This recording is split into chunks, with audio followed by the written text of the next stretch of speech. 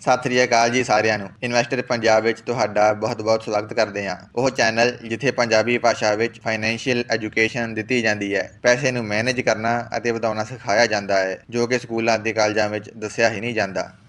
ਜੇਕਰ ਤੁਸੀਂ ਵੀ stock market ਵਿੱਚ ਰੀਅਲ ਵੈਲਥ ਕ੍ਰੀਏਟ ਕਰਨਾ ਚਾਹੁੰਦੇ ਹੋ ਤਾਂ ਤੁਹਾਨੂੰ ਇਹਨਾਂ ਤਿੰਨਾਂ ਚੀਜ਼ਾਂ ਦਾ ਪਤਾ ਹੋਣਾ ਬਹੁਤ ਜ਼ਰੂਰੀ ਹੈ। ਪਹਿਲਾ ਮੈਜਿਕ ਆਫ SIP, ਦੂਜਾ ਮੈਜਿਕ ਆਫ ਇੰਡੈਕਸ ਫੰਡਸ ਅਤੇ ਤੀਜਾ ਪਾਵਰ ਆਫ ਕੰਪਾਊਂਡਿੰਗ। ਇਹਨਾਂ ਤਿੰਨਾਂ ਦੇ ਮੇਲ ਨਾਲ ਇੱਕ ਮਿਡਲ ਕਲਾਸ ਬੰਦਾ ਇੰਨੀ ਵੈਲਥ ਕ੍ਰੀਏਟ ਕਰ ਸਕਦਾ ਹੈ ਕਿ ਆਪਾਂ ਸੋਚ ਵੀ ਨਹੀਂ ਸਕਦੇ। ਜਦੋਂ ਆਪਾਂ ਸੁਣਦੇ ਹਾਂ ਕਿ ਸਟਾਕ ਮਾਰਕੀਟ ਅੱਜ 1% ਉੱਤੇ ਗਿਆ ਜਾਂ ਥੱਲੇ ਗਿਆ, ਤਾਂ ਉਹ ਅਸਲ ਵਿੱਚ ਸਟਾਕਸ ਦਾ ਇੰਡੈਕਸ ਹੁੰਦਾ ਹੈ, ਜਿਸ ਨੂੰ ਇੰਡੀਆ ਵਿੱਚ ਸੈਂਸੈਕਸ ਅਤੇ ਨਿਫਟੀ 50 ਨਾਲ ਜਾਣਿਆ ਜਾਂਦਾ ਹੈ। ਸੈਂਸੈਕਸ ਟਾਪ 30 ਕੰਪਨੀਜ਼ ਦਾ ਇੰਡੈਕਸ ਹੁੰਦਾ ਹੈ, ਜਦਕਿ ਨਿਫਟੀ 50 ਟਾਪ 50 ਕੰਪਨੀਜ਼ ਦਾ ਇੰਡੈਕਸ ਹੁੰਦਾ ਹੈ। ਅਤੇ ਇਹਨਾਂ ਟਾਪ ਕੰਪਨੀਜ਼ ਦਾ ਪੂਰੇ ਸਟਾਕ ਮਾਰਕੀਟ ਉੱਤੇ ਕਿੰਨਾ ਇੰਪੈਕਟ ਪੈਂਦਾ ਹੈ, ਇਹ ਤਾਂ ਲੋਕਾਂ ਨੂੰ ਪਤਾ ਹੀ ਨਹੀਂ। ਸਟਾਕ ਮਾਰਕੀਟ ਵਿੱਚ 5000 ਕੰਪਨੀਜ਼ ਲਿਸਟਡ ਹਨ, ਪਰ ਇਹ ਸਾਰੀਆਂ ਕੰਪਨੀਜ਼ ਇੰਨੀਆਂ ਸਟੇਬਲ ਨਹੀਂ ਕਿ ਵਧੀਆ ਰਿਟਰਨਸ ਦੇ ਸਕਣ। ਇਸ ਲਈ ਜ਼ਿਆਦਾਤਰ ਇਨਵੈਸਟਰਸ ਟਾਪ 50 ਜਾਂ ਟਾਪ 100 ਕੰਪਨੀਜ਼ ਵਿੱਚ ਹੀ ਪੈਸੇ ਲਗਾਉਂਦੇ ਹਨ, ਕਿਉਂਕਿ ਇਹਨਾਂ ਟਾਪ 50 ਕੰਪਨੀਜ਼ ਦੀ ਵੈਲਿਊ ਬਾਕੀ 5000 ਕੰਪਨੀਜ਼ ਨਾਲੋਂ ਜ਼ਿਆਦਾ ਹੁੰਦੀ ਹੈ। ਇਹ ਬਾਕੀ ਕੰਪਨੀਜ਼ ਨਾਲੋਂ ਜ਼ਿਆਦਾ ਮਹਿੰਗੀਆਂ ਵਿਕਦੀਆਂ ਹਨ। ਇੰਡੀਅਨ ਸਟਾਕ ਮਾਰਕੀਟ ਵਿੱਚ ਇਹਨਾਂ ਦਾ ਵੇਟੇਜ 52% ਹੈ, ਮਤਲਬ ਬਾਕੀ 5000 ਕੰਪਨੀਜ਼ ਇੱਕ ਪਾਸੇ ਅਤੇ ਇਹ 50 ਕੰਪਨੀਜ਼ ਇੱਕ ਪਾਸੇ।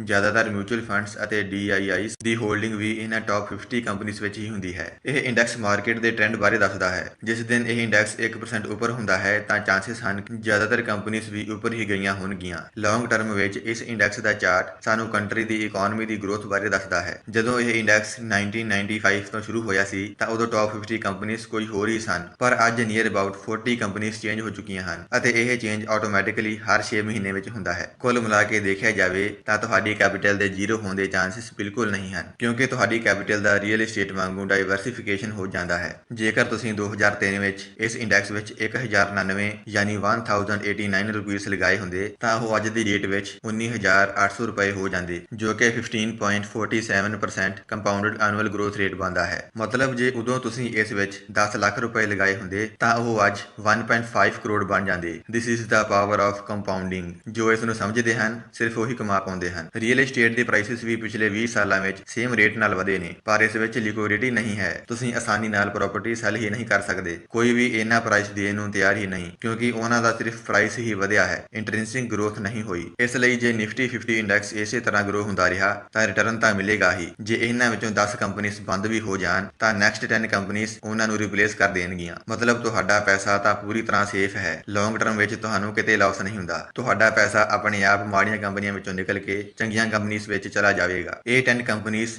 ਨੈਕਸਟ ਇੰਡੈਕਸ ਨਿਫਟੀ ਨੈਕਸਟ 50 ਵਿੱਚ ਹਨ, ਜੋ ਟਾਪ 50 ਕੰਪਨੀਜ਼ ਤੋਂ ਬਾਅਦ ਨੈਕਸਟ 50 ਕੰਪਨੀਜ਼ ਨੂੰ ਮਿਲਾ ਕੇ ਬਣਿਆ ਹੈ, ਜਿਸ ਨੇ ਨਿਫਟੀ 50 ਨਾਲੋਂ ਵੀ ਜ਼ਿਆਦਾ ਰਿਟਰਨਸ ਦਿੱਤਾ। ਜੇਕਰ ਤੁਸੀਂ 2003 ਵਿੱਚ 1406 ਰੁਪਏ ਨਿਫਟੀ ਨੈਕਸਟ 50 ਇੰਡੈਕਸ ਵਿੱਚ ਲਗਾਏ ਹੁੰਦੇ ਤਾਂ ਉਹ ਅੱਜ 33962 ਰੁਪਏ ਯਾਨੀ 33,962 ਰੁਪੀਸ ਬਣ ਜਾਣੇ ਸੀ, ਜੋ ਕਿ 19.35% ਕੰਪਾਊਂਡਡ ਐਨੂਅਲ ਗਰੋਥ ਰੇਟ ਹੈ। ਇਹ ਰਿਟਰਨਸ ਤਾਂ ਹਲੇ ਡਿਵੀਡੈਂਡਸ ਤੋਂ ਬਗੈਰ ਹਨ। ਇਸ ਫੰਡ ਨੇ 1.40% ਦਾ ਡਿਵੀਡੈਂਡ ਵੀ ਹਰ ਸਾਲ ਦਿੱਤਾ ਹੈ। ਤੁਸੀਂ ਦੇਖ ਰਹੇ ਹੋ, ਇਹ ਹੈ ਨਿਪੋਨ ਦਾ ETF, ਜੋ IT ਇੰਡੈਕਸ ਨੂੰ ਟਰੈਕ ਕਰਦਾ ਹੈ, ਜਿਸ ਵਿੱਚ ਰਿਸਕ ਬਹੁਤ ਹੀ ਘੱਟ ਹੈ, ਕਿਉਂਕਿ ਇਸ ਵਿੱਚ ਵੀ ਪੈਸਾ ਕਿਸੇ ਇੱਕ ਕੰਪਨੀ ਵਿੱਚ ਨਹੀਂ ਲੱਗਾ ਹੋਇਆ। ਬਹੁਤ ਸਾਰੇ ਵੱਡੇ ਵੀਰ ਕਹਿੰਦੇ ਹਨ ਕਿ ਸਾਨੂੰ ETF ਵਿੱਚ ਇਨਵੈਸਟ ਕਰਨਾ ਚਾਹੀਦਾ ਹੈ ਜਾਂ ਫਿਰ ਕਿਸੇ ਮਿਊਚੁਅਲ ਫੰਡ ਵਿੱਚ, ਕਿਉਂਕਿ ਦੋਵੇਂ ਇੱਕੋ ਜਿਹੇ ਹੀ ਲੱਗਦੇ ਹਨ, ਪਰ ਇਹਨਾਂ ਵਿੱਚ ਬਹੁਤ ਫਰਕ ਹੈ। ਆਓ ਜਾਣਦੇ ਹਾਂ ਕਿ ETF ਅਤੇ ਮਿਊਚੁਅਲ ਫੰਡ ਵਿੱਚ ਕੀ ਫਰਕ ਹੈ ਅਤੇ ਤੁਹਾਡੇ ਲਈ ਕੀ ਸਹੀ ਹੈ। ETF ਦਾ ਮਤਲਬ ਹੈ ਐਕਸਚੇਂਜ ਟ੍ਰੇਡਡ ਫੰਡ, ਜੋ ਕਿ ਮਿਊਚੁਅਲ ਫੰਡ ਵਰਗਾ ਹੀ ਹੁੰਦਾ ਹੈ। ਬਸ ਫਰਕ ਇੰਨਾ ਹੈ ਕਿ ਇਸ ਵਿੱਚ ਤੁਸੀਂ ਰੀਅਲ ਟਾਈਮ ਵਿੱਚ ਇਨਵੈਸਟ ਕਰ ਸਕਦੇ ਹੋ ਡੀਮੈਟ ਅਕਾਊਂਟ ਦੇ ਨਾਲ। ਜਿਸ ਤਰ੍ਹਾਂ ਤੁਸੀਂ ਆਨਲਾਈਨ ਫੂਡ ਆਰਡਰ ਕਰਦੇ ਹੋ ਅਤੇ ਤੁਹਾਨੂੰ ਯੂਨਿਟਸ ਵੀ ਨਾਲ ਦੀ ਨਾਲ ਹੀ ਮਿਲ ਜਾਂਦੀਆਂ ਨੇ, ਬਿਲਕੁਲ ਉਵੇਂ ਹੀ ETF ਵੀ ਤੁਸੀਂ ਉਸੇ ਵੇਲੇ ਬਾਏ ਕਰ ਸਕਦੇ ਹੋ। ਪਰ ਮਿਊਚੁਅਲ ਫੰਡਸ ਦੇ ਕੇਸ ਵਿੱਚ ਇਦਾਂ ਨਹੀਂ ਹੈ। ਮਿਊਚੁਅਲ ਫੰਡ ਦੀਆਂ ਯੂਨਿਟਸ ਬਾਏ ਕਰਨ ਵਿੱਚ 2-3 ਵਰਕਿੰਗ ਡੇਜ਼ ਲੱਗ ਜਾਂਦੇ ਹਨ। ਇਸ ਵਿੱਚ ਪ੍ਰੋਬਲਮ ਇਹ ਹੈ ਕਿ ਜੇ ਮਿਊਚੁਅਲ ਫੰਡ 2 ਦਿਨ ਵਿੱਚ ਉੱਪਰ ਚਲਾ ਗਿਆ ਤਾਂ ਤੁਹਾਨੂੰ ਘੱਟ ਯੂਨਿਟਸ ਮਿਲਣਗੀਆਂ। ਇਸ ਤੋਂ ਇਲਾਵਾ ਮਿਊਚੁਅਲ ਫੰਡਸ ਦਾ ਐਕਸਪੈਂਸ ਰੇਸ਼ੀਓ ਵੀ ETFs ਨਾਲੋਂ ਜ਼ਿਆਦਾ ਹੁੰਦਾ ਹੈ। ਇਸ ਦਾ ਮਤਲਬ ਤੁਹਾਨੂੰ ਮਿਊਚੁਅਲ ਫੰਡਸ ਵਿੱਚ ETFs ਦੇ ਕੰਪੈਰੀਜ਼ਨ ਘੱਟ ਰਿਟਰਨਸ ਮਿਲਣਗੇ, ਕਿਉਂਕਿ 1-2% ਨਾਲ ਵੀ ਲੌਂਗ ਟਰਮ ਵਿੱਚ ਬਹੁਤ ਜ਼ਿਆਦਾ ਚੇਂਜ ਆ ਜਾਂਦਾ ਹੈ। ਇਹ ETF ਪਿਛਲੇ 18 ਸਾਲਾਂ ਵਿੱਚ 16 ਰੁਪਏ ਤੋਂ ਗਰੋ ਹੋ ਕੇ 355 ਰੁਪਏ ਦਾ ਹੋ ਗਿਆ ਹੈ, ਜੋ ਕਿ 18.79% CAGR ਬਣਦਾ ਹੈ।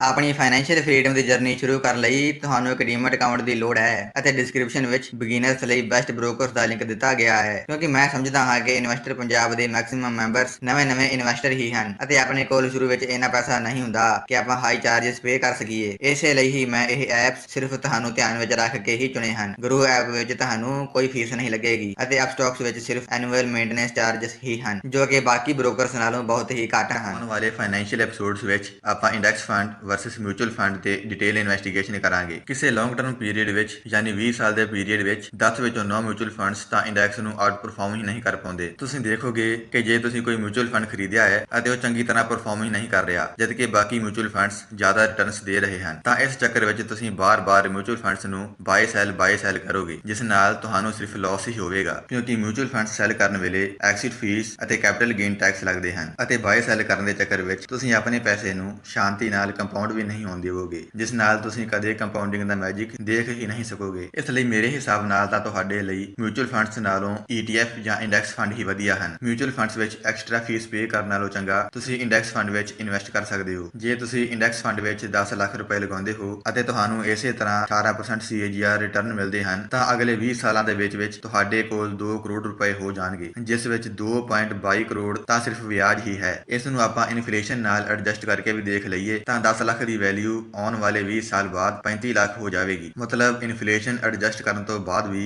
1.75 ਕਰੋੜ ਦਾ ਪ੍ਰੋਫਿਟ ਹੋ ਰਿਹਾ ਹੈ। ਇੰਟਰਸਟਿੰਗ ਗੱਲ ਤਾਂ ਇਹ ਹੈ ਕਿ ਇਸ ਵਿੱਚ ਤੁਹਾਨੂੰ ਰੀਅਲ ਏਸਟੇਟ ਵਾਂਗੂ ਇੱਕੇ ਵਾਰ ਲਮਸਮ ਅਮਾਉਂਟ ਇਨਵੈਸਟ ਕਰਨ ਦੀ ਵੀ ਜ਼ਰੂਰਤ ਨਹੀਂ। ਤੁਸੀਂ ਮਾਰਕੀਟ ਕ੍ਰੈਸ਼ ਵੇਲੇ ਥੋੜੀ ਅਮਾਉਂਟ ਦੀ SIP ਕਰ ਸਕਦੇ ਹੋ। ਤੁਹਾਨੂੰ ਅਮੀਰ ਹੋਣ ਲਈ ਸਟਾਕ ਸਾਇੰਟਿਸਟ ਬਣਨ ਦੀ ਲੋੜ ਨਹੀਂ, ਨਾ ਹੀ ਕੋਈ ਬੈਸਟ ਮਿਊਚੁਅਲ ਫੰਡ ਚੁਣਨ ਅਤੇ MBA ਦੀ ਡਿਗਰੀ ਕਰਨ ਦੀ ਲੋੜ ਹੈ। ਬਸ ਇਹਨਾਂ ਇੰਡੈਕਸ ਫੰਡਸ ਵਿੱਚ ਇਨਵੈਸਟ ਕਰਕੇ ਅਤੇ ਥੋੜਾ ਫਾਈਨੈਂਸ਼ੀਅਲੀ ਸਮਾਰਟ ਬਣ ਕੇ ਤੁਸੀਂ ਕਰੋੜਾਂ ਰੁਪਏ ਕਮਾ ਸਕਦੇ ਹੋ। ਤੁਸੀਂ ਦੇਖ ਸਕਦੇ ਹੋ ਕਿ ਇਸ ਸਿੰਪਲ 3 ਸਟੈਪ ਫਾਰਮੂਲੇ ਨਾਲ ਤੁਸੀਂ ਕਿੰਨੀ ਵੈਲਥ ਜਨਰੇਟ ਕਰ ਸਕਦੇ ਹੋ। ਜ਼ਿਆਦਾਤਰ ਲੋਕਾਂ ਨੂੰ dividend investing, buy and hold investing, systematic investment plan ਅਤੇ ਲੌਂਗ ਟਰਮ ਵੈਲਥ ਕ੍ਰੀਏਸ਼ਨ ਬਾਰੇ ਪਤਾ ਹੀ ਨਹੀਂ ਹੁੰਦਾ ਕਿਉਂਕਿ ਇਹ ਚੀਜ਼ ਕਿਸੇ ਵੀ ਕਾਲਜ ਜਾਂ ਯੂਨੀਵਰਸਿਟੀ ਵਿੱਚ ਸਿਖਾਈ ਹੀ ਨਹੀਂ ਜਾਂਦੀ। ਅਖੀਰ ਵਿੱਚ ਮੈਂ ਆਪਣੇ ਬਿਗਿਨਰਸ ਵੱਡੇ ਭਰਾਵਾਂ ਨੂੰ ਕਹਿਣਾ ਚਾਹਾਂਗਾ ਕਿ ਤੁਸੀਂ ਵੀ ਇਨਵੈਸਟਿੰਗ ਦੀ ਜਰਨੀ ਇੰਡੈਕਸ ਫੰਡਸ ਤੋਂ ਸਟਾਰਟ ਕਰੋ ਕਿਉਂਕਿ ਇਸ ਵਿੱਚ ਰਿਸਕ ਬਹੁਤ ਹੀ ਘੱਟ ਹੈ। ਤੁਸੀਂ 100-200 ਰੁਪਏ ਤੋਂ ਸਟਾਰਟ ਕਰ ਸਕਦੇ ਹੋ ਅਤੇ ਨਾਲ ਡਾਇਰੈਕਟ ਸਟਾਕਸ ਵਿੱਚ ਇਨਵੈਸਟ ਕਰਨ ਲਈ ਆਪਣੀ ਨੌਲੇਜ ਇਨਕਰੀਜ਼ ਕਰ ਸਕਦੇ ਹੋ। ਇਸ ਨਾਲ ਤੁਹਾਡੀ ਨੌਲੇਜ ਦੇ ਨਾਲ ਤੁਹਾਡਾ ਪੈਸਾ ਵੀ ਗਰੋ ਹੁੰਦਾ ਰਹੇਗਾ। ਯਾਦ ਰੱਖੋ, ਇਨਵੈਸਟਿੰਗ ਕੋਈ ਰਾਕਟ ਸਾਇੰਸ ਨਹੀਂ ਹੈ, ਸਿਰਫ ਕਾਮਨ ਸੈਂਸ ਹੈ। ਇਨਵੈਸਟਰ ਪੰਜਾਬ ਵਿੱਚ ਆ ਕੇ ਤੁਸੀਂ ਫੰਡਾਮੈਂਟਲ ਐਨਾਲਿਸਿਸ ਬਹੁਤ ਆਸਾਨੀ ਨਾਲ ਸਿੱਖ ਸਕਦੇ ਹੋ। ਫਾਈਨੈਂਸ਼ੀਅਲ ਐਪੀਸੋਡ ਨੂੰ ਬਣਾਉਣ ਅਤੇ ਕਰੰਟ ਡੇਟਾ ਇਕੱਠਾ ਕਰਨ ਵਿੱਚ ਬਹੁਤ ਟਾਈਮ ਲੱਗਦਾ ਹੈ। ਜੇ ਤੁਹਾਨੂੰ ਸਟਾਕ ਮਾਰਕੀਟ ਬਾਰੇ ਨਵੀਂ ਜਾਣਕਾਰੀ ਮਿਲੀ ਹੋਵੇ ਤਾਂ ਵੀਡੀਓ ਨੂੰ ਲਾਈਕ ਜ਼ਰੂਰ ਕਰਨਾ। ਇਸ ਨਾਲ ਸਾਡਾ ਵੀ ਹੌਸਲਾ ਵਧੇਗਾ। ਜਿਨ੍ਹਾਂ ਦੇ ਮਨ ਵਿੱਚ ਸਟਾਕ ਮਾਰਕੀਟ ਬਾਰੇ ਫਾਲਤੂ ਦਾ ਡਰ ਭਰਿਆ ਹੋਇਆ ਹੈ, ਉਹਨਾਂ ਨਾਲ ਇਹ ਵੀਡੀਓ ਜ਼ਰੂਰ ਸ਼ੇਅਰ ਕਰਨਾ।